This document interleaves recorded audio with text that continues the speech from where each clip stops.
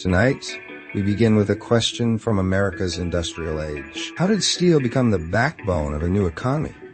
And how did one immigrant, Andrew Carnegie, rise with it? In the late 1800s, mills in cities like Pittsburgh ran day and night. Steel supported railroads, bridges, and growing skylines. Fortunes followed those who could organize production at scale. But workers and communities also paid real costs. Carnegie's story begins far from Pittsburgh, in Dunfermline, Scotland. Industrial change put pressure on families already living close to the edge. As wages stayed low and traditional work disappeared, his family made a risky decision. They emigrated to the United States.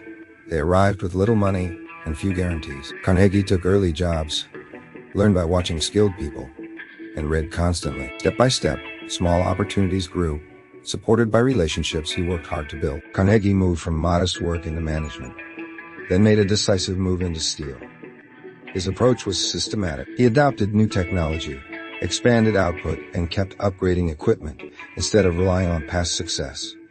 A key idea was vertical integration. In simple terms, that meant controlling the major steps that supply the mill. By managing raw materials, transportation, and production, costs became more predictable. With steady inputs and disciplined reinvestment, steel could be produced more cheaply and used almost everywhere. Inside the mills, that push for efficiency came with a human cost. Steel making was dangerous, exhausting, and constant. Long shifts and frequent injuries were part of the reality. Conflict intensified at Homestead, a major clash over wages, union influence, and control of the workplace. Company leaders argued they needed stability and profit to compete. Workers demanded security, dignity, and a voice. Carnegie's public image did not always match what his company enforced. Later, Carnegie became known for giving away much of his fortune. This approach is often called the gospel of wealth. He believed the wealthy should fund public goods that help people improve their lives. Libraries, schools, and cultural institutions